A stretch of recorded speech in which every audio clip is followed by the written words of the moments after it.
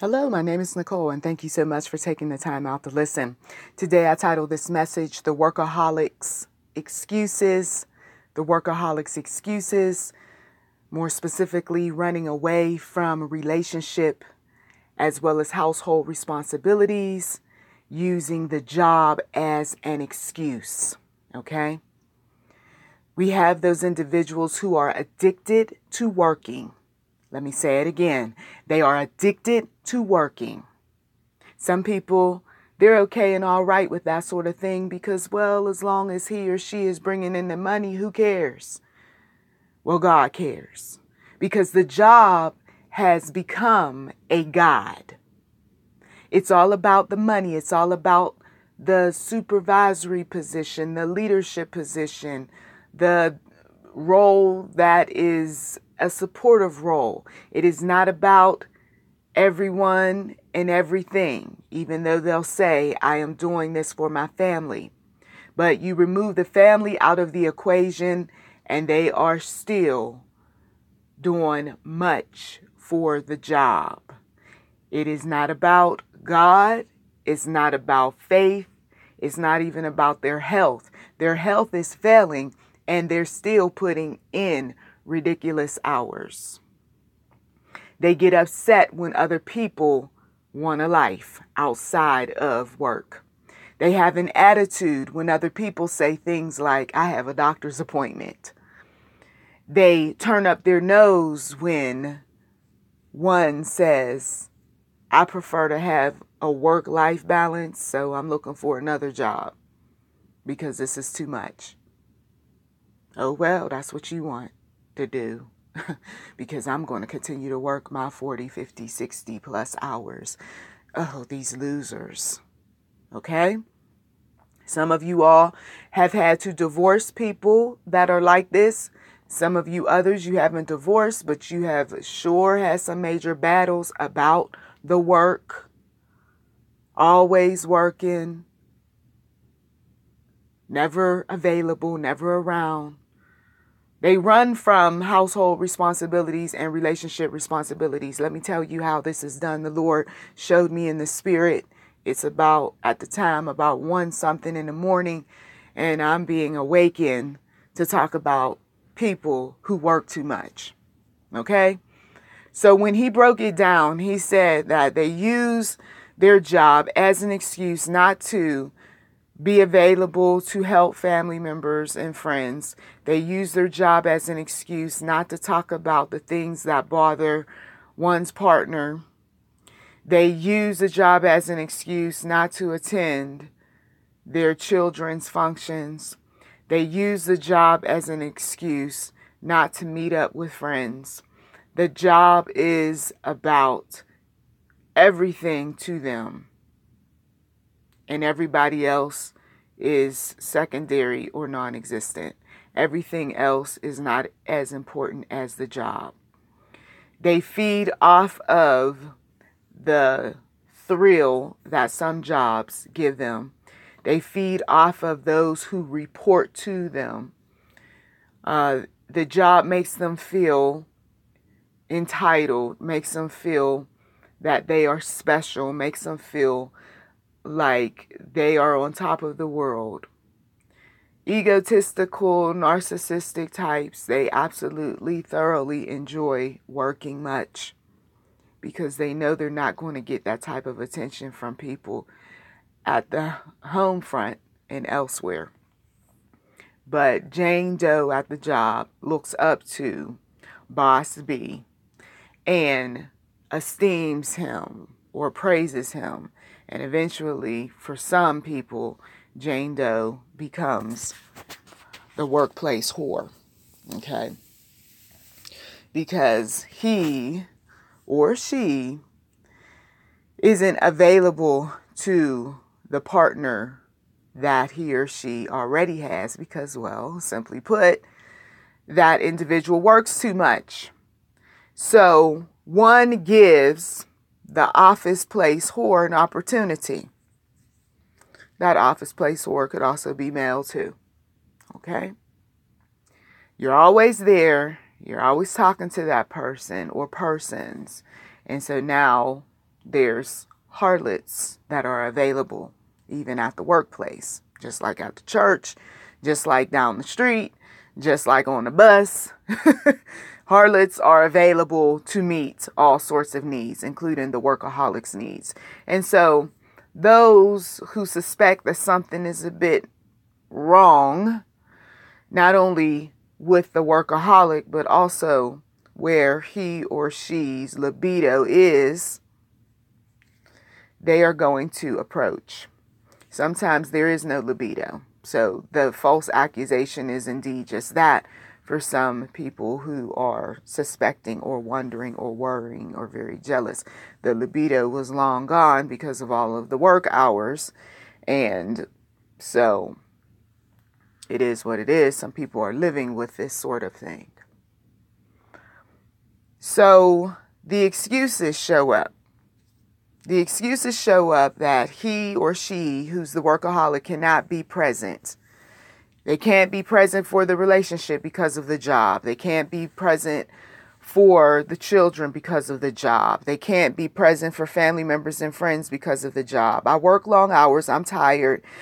Can we do this over the weekend when I have a couple days off? The weekend comes, they're still not available mentally, physically, and even on God's day or days, depending on your place of worship.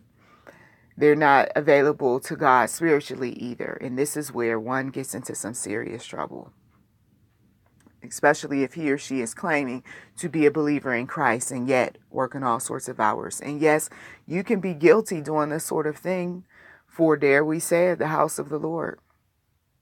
Because someone is so consumed with doing so many different tasks that he or she doesn't even read the Bible. He or she doesn't even pray like he or she once did. It's all about the appearance of the church. It's all about the next task. It's about teaching this lesson and that one. And, oh, I'm just doing so much for the Lord. I just don't have time for my family. You're supposed to be winning souls to Christ, not spending so much time fiddling around with the drapery or with the carpets or with whatever is going on inside the church, the communion dishes. I mean, really. But once again, some people you're not going to be able to talk to about their workaholism. Others you will. They will be good, so to speak, and balanced for a while. And then here we go again. Some people, they don't like to see their money slowly but surely leaving the bank account. And so they want to keep the number up.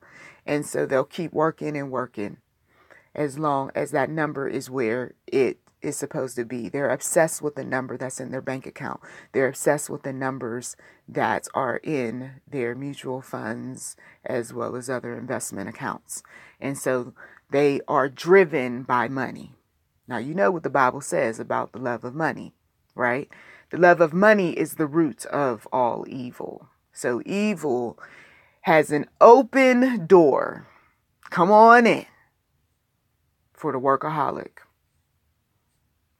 The stingy, miserable, because you're miserable because you're working all the time. You're stingy because, well, you don't like to see that money slowly but surely leaving out of your bank account. Okay? And, of course, people like this are not, loving, sweet, and kind to be around. May have once been that way, but not any longer because I work, you know that. I'm trying to take care of the family.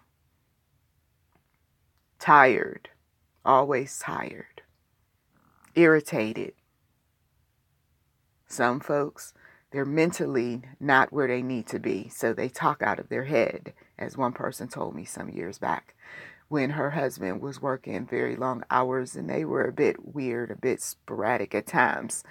And he started talking out of his head, meaning that he was saying random things that made no sense. He was illogical, okay? Some folks would use a dismissive word like crazy. Some folks will even act this way. I was in a relationship many years ago where the individual was working a graveyard shift and babies were crying and there was dogs barking in the neighborhood and it was a lot of activity, right? Because that's what happens during the day. A person who works graveyard shift sleeps during the day. But if there's all this noise going on, they can't sleep. And so when they can't sleep, they become very irritable. They become very angry.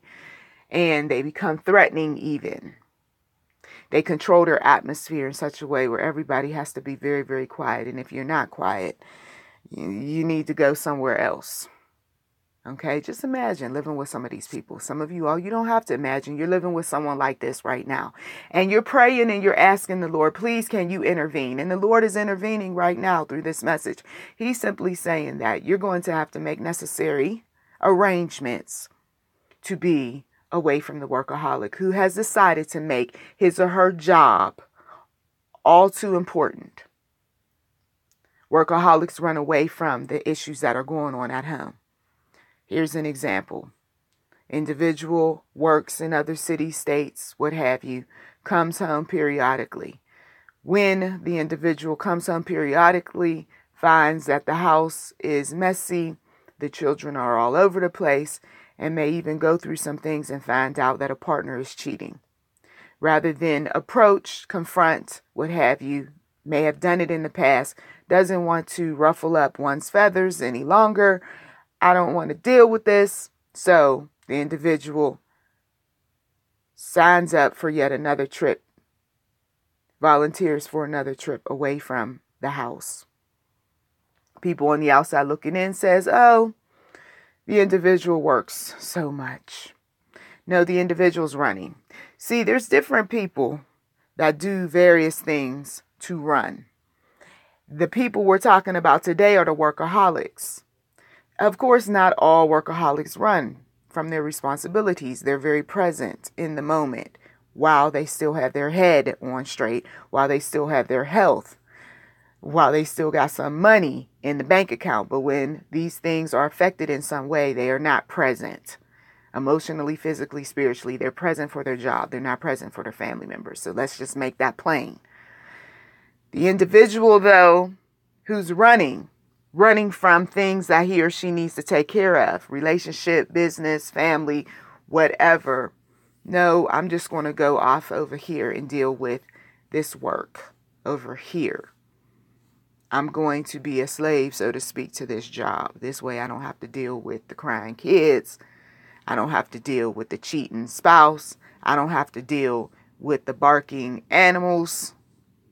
Or smelly animals. They may not bark, but they're just smelly. Nobody wants to clean the cages.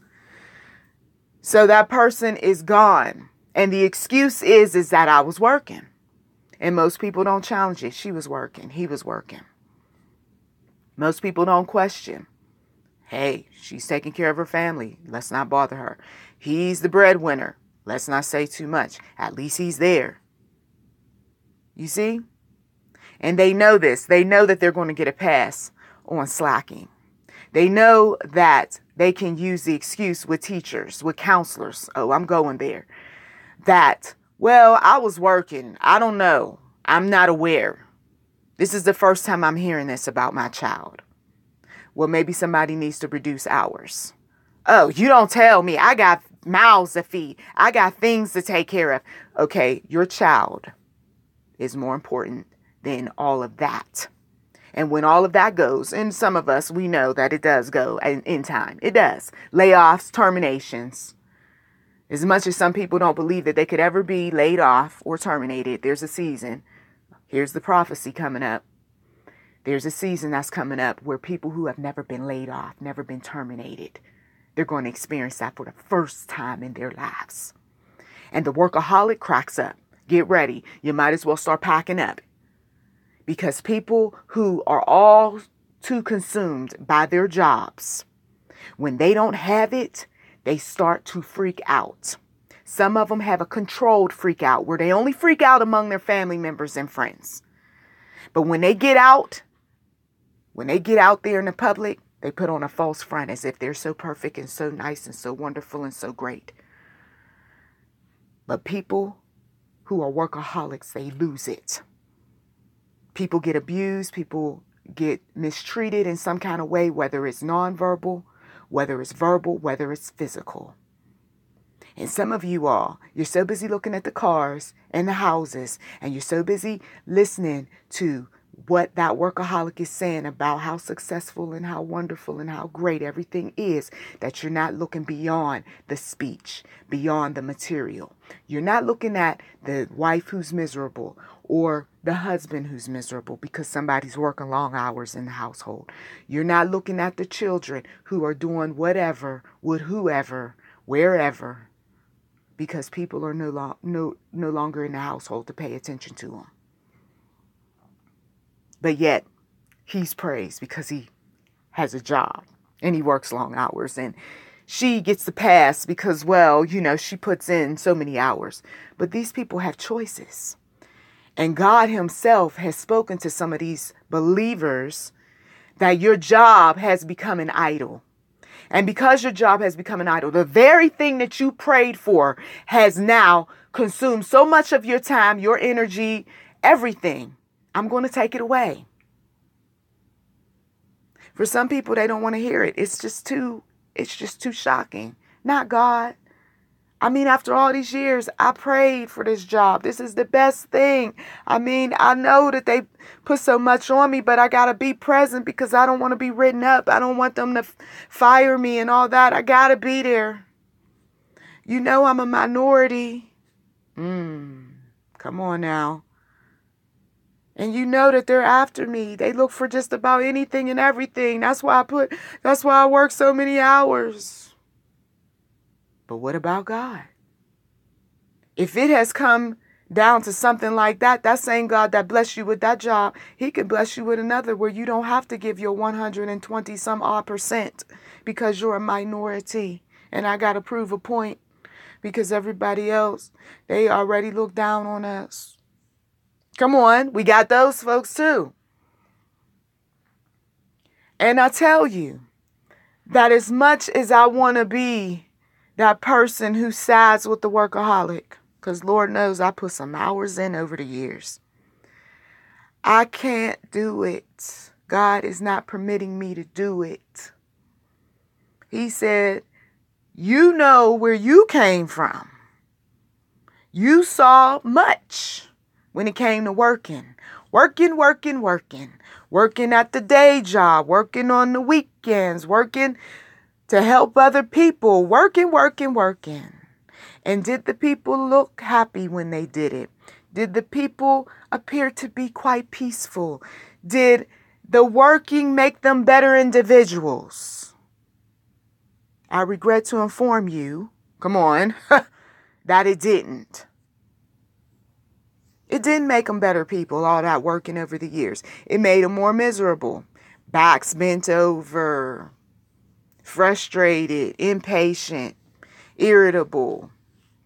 With what little downtime they had, they wanted everybody to shut up and be quiet. Don't call me. Don't come around. Wasn't happy at many of the family events because, well, you got to be present. And they were too busy thinking about their jobs and didn't want to take children places because, well, I got to be present for my job or be present for the work that I committed myself to, helping this one and that one. Some folks, it's not the 9 to 5, the 11 to 7, the 7 to 3, or whatever other schedule. It's, for some of them, just working for everybody else, but for their own family members. The house is running down, but yet you running over there to help the neighbor out. The wife or the husband wants you to be available to take care of responsibilities around the household, including children, but you got all this time to help everybody else, making up excuses. Well, I got to help this one and that one. And some folks have had all out crazy arguments about this sort of thing. We have our house to take care of. We have responsibilities here. This money needs to be in this house. This money needs to be redirected toward our children who look at their clothes, look at their shoes. I'm working long hours for both of us, taking care of all of these responsibilities because your money's redirected elsewhere, says the wife. Come on. The husband. You working all these long hours, but where's the money going?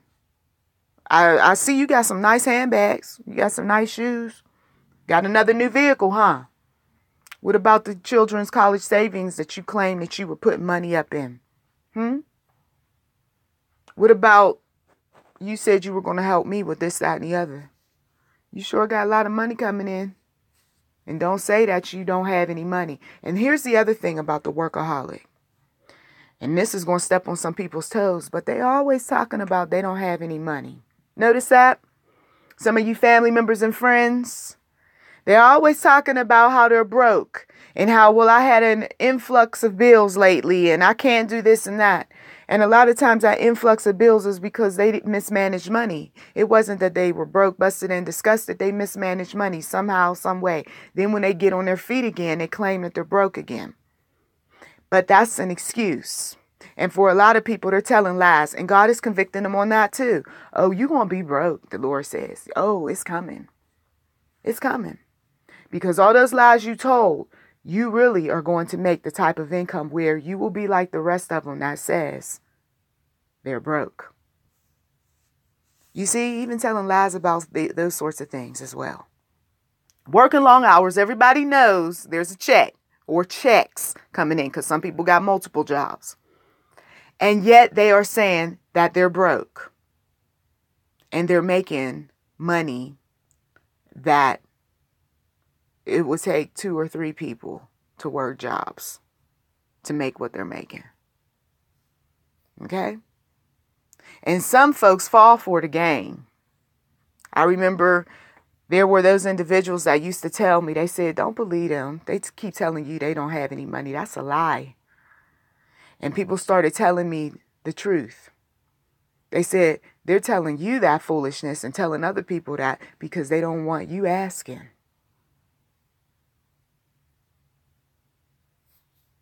You see, we have these individuals making excuses, right? Not to be present, to be in the moment, to take care of responsibilities, telling lies that they're broke, having all sorts of affairs. Their attention is everywhere but where it needs to be.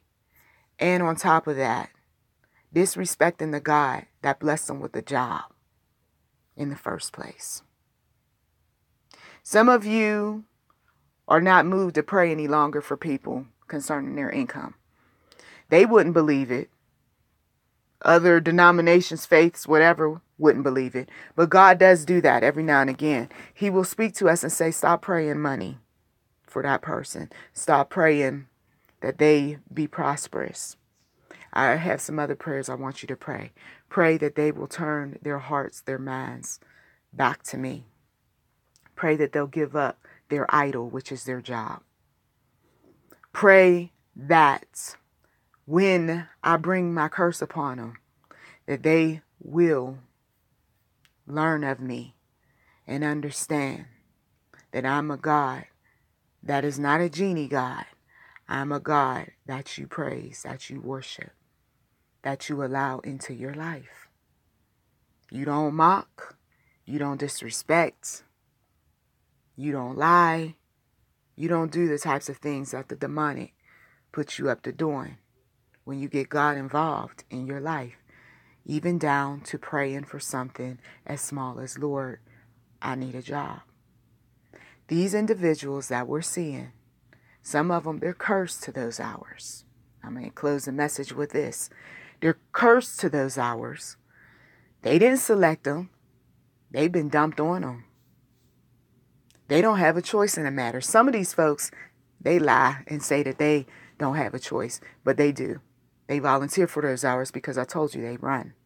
But there are those individuals, they're cursed to work long hours because of the many things they said and did that the Lord said, okay, if this is what you want, not only am I going to give you these hours, but I'm going to give you hours on top of hours.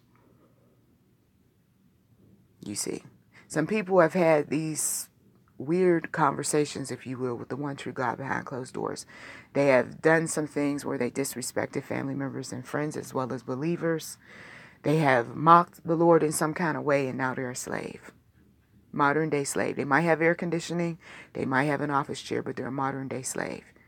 God wanted to give them an easier life. They mocked They mocked God's suggestions. They said that there's no money in that. Their ego, their pride.